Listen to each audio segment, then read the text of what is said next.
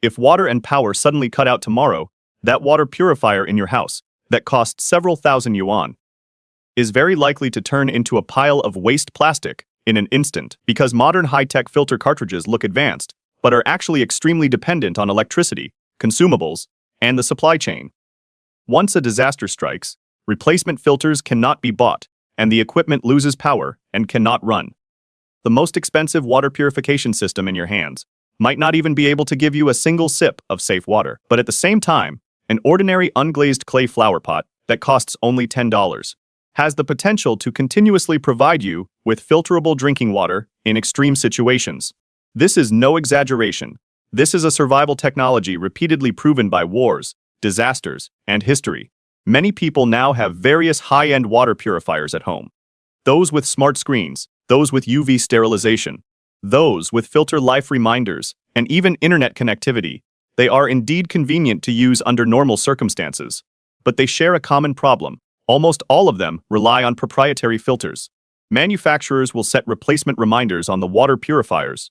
Once a few months have passed, the red light turns on, and you have to keep spending money to buy specified consumables. If you don't replace it, the flow rate drops, the filtration effect decreases, or the device simply shuts down completely. This logic is just a consumer issue in normal times, but in a disaster, it becomes a question of survival. Once the power grid collapses, logistics are disrupted, and factories grind to a halt. Where are you going to buy those expensive and delicate proprietary filters? By that time, that brand name water purifier in your home costing thousands, or even tens of thousands of dollars, may instantly lose its meaning. Only then will you realize what truly determines whether you can survive or not is not how advanced the machine is, but whether it can keep working when there is no electricity, no after-sales service, and no replacement parts. To see this clearly, let us take time back to World War II. In the Pacific Theater, one of the most terrifying threats Allied soldiers faced was not enemy bullets at all, but contaminated water sources. The tropical island environment was humid and stifling. The bodies of water were full of bacteria, parasites, and pollutants. Dysentery, cholera, and intestinal infections spread like crazy. Many soldiers did not die on the front lines, but because they drank contaminated water, they became severely dehydrated, lost their mobility in a short time, and entire units were even dragged down by illness. At that time, the military also had chemical water purification tablets, but these things were consumed extremely fast. As for boiling water, it is theoretically effective, but the reality is that the battlefield lacks fuel and lacks time. And making a fire itself might even expose your position. So military engineers repurposed an extremely ancient method, ceramic filtration. What they used was not the complex brand name water purification systems, but ceramic filters made of fired clay with no electric motor, no circuitry. The core of its operation relies on three things: gravity, time, and porous clay. The principle is very direct. The interior of unglazed pottery is not solid. Looking under a microscope, it is filled with a large number of micron-level pores. These pores are small enough to intercept bacteria, parasites, and sediment, yet large enough to let water molecules pass through, slowly. This means after dirty water is poured in, it can seep out bit by bit, while E. coli, Vibrio cholerae, Giardia, and parasite eggs are blocked. The entire process requires no electricity, no chemicals, no filter reminder lights. It requires no complex mechanisms that will inevitably age and break down. The test data from the World War II era is honestly quite astonishing. A ceramic filter under proper maintenance can purify over 10,000 gallons. That is about 37,000 liters of water. If an adult drinks 4 liters a day, that is enough for many years. Whereas many modern activated carbon filters struggle to hit 300 gallons. The gap is not just a little bit. It is dozens of times over. What is more terrifying is once a modern filter cartridge is clogged, it usually means you have to spend your money to replace it. But ceramic filters are different. If sediment accumulation slows the flow, you do not need to buy a new one. You just brush off the outer shell. Expose a new clay surface, and it can continue to work. It possesses an extremely strong and frankly depressing regenerative ability. Ceramic also has an advantage that modern plastic filters cannot match.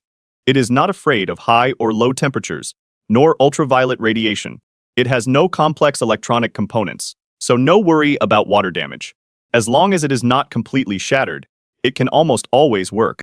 This is why, even today, relief organizations in disaster areas still use it. The reason is simple.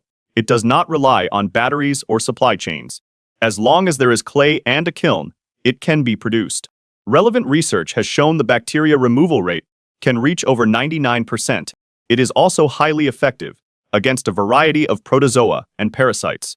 Waterborne pathogens like Vibrio cholerae, E. coli, and Giardia are the most deadly after a disaster. These can all be effectively blocked physically by it. Of course, it is not a panacea. Ceramic filtration has limited effects on extremely small viruses.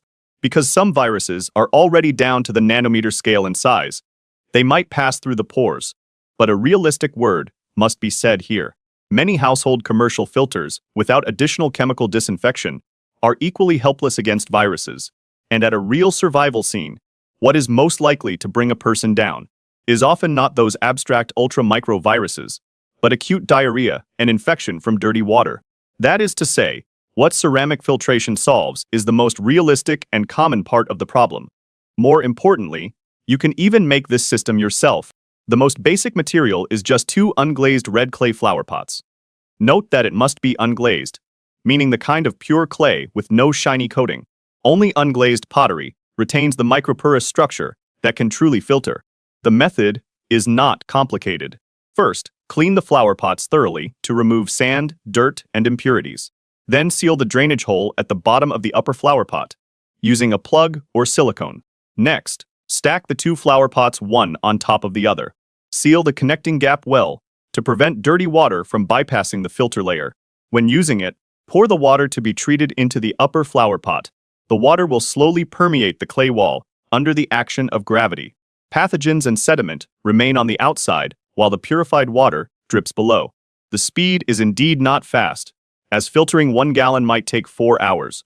But in a true survival scenario, stable and sustainable is far more important than instant flow, because it will not shut down due to a power outage or a chip malfunction, and it will not immediately become useless, because replacement consumables cannot be bought. As long as you still have gravity and still have time, it can still produce water. The reason we have almost forgotten this technology is not because it does not work. It is because it is too durable. A clay filter that can be used for many years cannot allow manufacturers to sell cartridges. There are no subscription fees, no proprietary interfaces, and no expiration reminders. There is no commercial closed loop of must repurchase. It does not fit modern consumer logic, so that is what you see are often water purifiers that are increasingly complex, increasingly expensive, and increasingly reliant on consumables.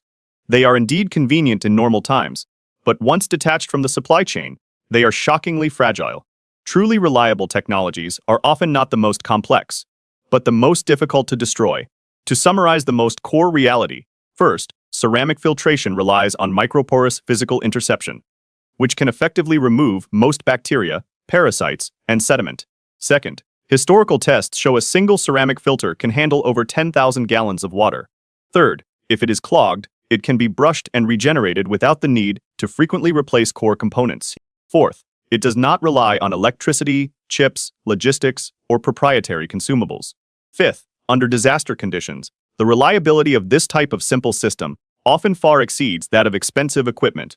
So if one day in the future the water source outside really becomes contaminated, the power goes out too, and logistics are cut off, what are you going to rely on to survive? Is it that smart water purifier that must have its filter replaced, must rely on a power source, and must rely on the manufacturer's supply? Or an unglazed clay pot that only requires gravity, clay, and patience to keep working continuously? Perhaps the answer is not as high-tech as you think.